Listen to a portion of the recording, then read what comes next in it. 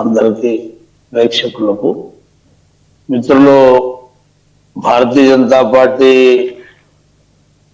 పైన ఏదైతే ఆరోపణలు చేస్తున్నాడో ఇవి కాంగ్రెస్ పార్టీ యొక్క నైజాన్ని ఇవాళ మనం ఇంకొక వారం 10 రోజులలో ఎన్నికలు ఉన్నప్పుడు ఇవాళ తెలంగాణ ప్రజలందరికీ అర్థమైపోయింది.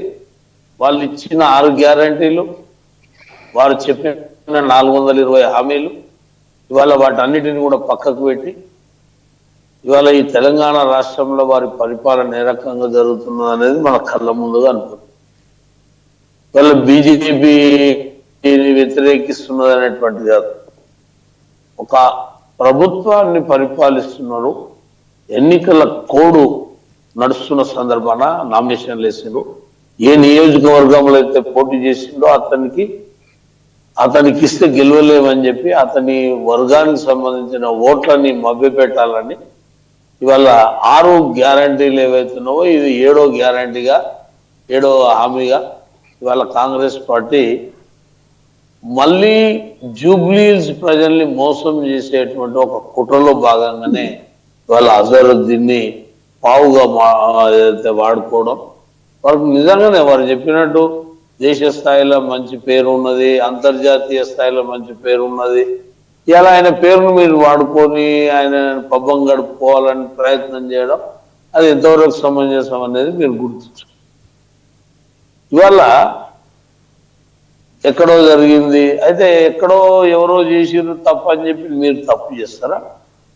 ఇలా బీఆర్ఎస్ పార్టీ మాట్లాడతలేదంటే అది హుజూరాబాద్ ఎన్నికలలో దళిత బంధు స్కీముని ఎన్నికల కంటే ముందు, అంటే నోటిఫికేషన్ కంటే ముందు వాళ్ళు ప్రవేశపెట్టి అక్కడ ఆ రోల్ మోడల్ గా ఆ నియోజకవర్గాన్ని తీసుకొని అక్కడ దాదాపుగా 20,000 కుటుంబాలకు దళిత బంధు ఇవ్వాలనేటువంటి ఒక నిర్ణయం తీసుకొని మోర్ దెన్ 50% అక్కడ వాళ్ళకి ఇచ్చి ఏం చేసినా కూడా అక్కడ ప్రజలు తీర్పు ఏమి ఇచ్చారు అనేది మీరు కూడా గుర్తుంచుకోరు.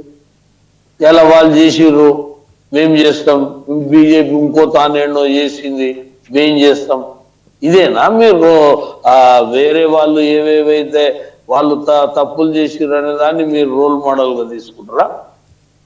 ఇవాళ ఎలక్షన్ కోడ్ నడుస్తున్నది, ఎలక్షన్ వాతావరణం ఉన్నది. ఇవాళ మీరు ఎన్నికల ముందు మీరేం చేసారు? మైనార్టీలకు స్కూటీలు ఇస్తాము, వాళ్ళకు 1 లక్ష రూపాయల వరకు ఇమీడియట్లీ లోన్ ఇస్తామని మీరు చెప్పలేదా? మేము ఇచ్చేదాన్ని మేమేం వ్యతిరేకిస్తలేము.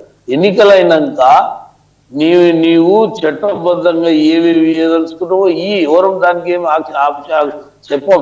ఇలా అజరుద్దీన్ గారికి ఎందుకు ఈ ఎలక్షన్లు ఇప్పుడు అయిపోయినాక ఆయనకు ఏకంగా ముఖ్యమంత్రి పదవి ఇవ్వండి, మేము వద్దంటున్నామా?